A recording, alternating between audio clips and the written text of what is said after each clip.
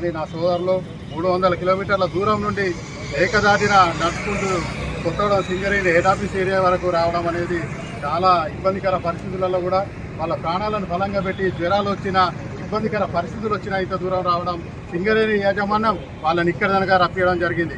గతంలోనే ఏదైతే ఎలక్షన్ల ముందు 5 జాతీయ సంఘాలు అలాగే టీబీజీకేఎస్ యూనియన్ కూడా ఆర్ఎల్సీ కాడ ఒప్పందం చేసుకోవడం జరిగింది. సింగరేణి యాజమాన్యంతో ఉద్యోగాలు డిపెండెంట్ ఏదైతే మారు పేర్లు ఉన్నాయో వాటిని పరిష్కరించి అప్పుడు యూనియన్ ఎలక్షన్లు జరిగినప్పుడు భూపాలపల్లి సీఎం గారు రేవంత్ రెడ్డి గారు వచ్చినప్పుడు కూడా ఈ మాట ప్రస్తావన తీసుకొచ్చి ఎట్లాగో వెంటనే మేము యూనియన్ ఎలక్షన్లు అయిపోయిన వెంటనే ఫస్ట్ దఫానే వీళ్ళందరికీ మారు పేర్ల సమస్యను పరిష్కరించి ఉద్యోగాలు వెంటనే ఇస్తామని చెప్పి హామీ ఇచ్చి కూడా 14 నెలలు గడుస్తుంది. అయినా కానీ వాటి విషయం ఎత్తడం లేదు.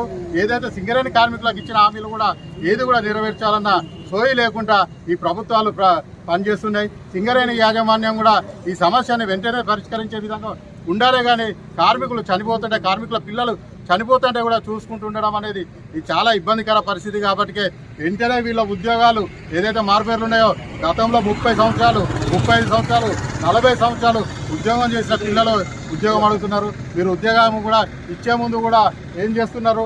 2 కార్మికులు 5 సంవత్సరాల సర్వీస్ ఉన్న కార్మికులతోటే వీళ్ళ కొడుక కాదా అని ఒప్పందం చేసుకొని వాళ్ళతోటి షూరిటీ సంతకం పెట్టించుకున్న తర్వాతనే ఉద్యోగాలు ఇస్తున్నారు. కానీ ఊరికే ఉద్యోగాలు వాళ్ళు వచ్చి మేము కొడుకు అని చెప్పగానే మీరు ఉద్యోగాలు ఇవ్వట్లేదు.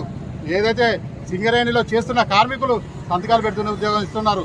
అట్లా ఉద్యోగాలు వెంటనే వాళ్ళందరికీ కూడా మారు పేర్లు పరిష్కారం చేస్తారా? లేదు వాళ్ళ కొడుకనే మీరు ఎంక్వైరీలు చేసి వెంటనే సమస్యని 1 నెల లోపల వీళ్ళ సమస్యని పరిష్కారం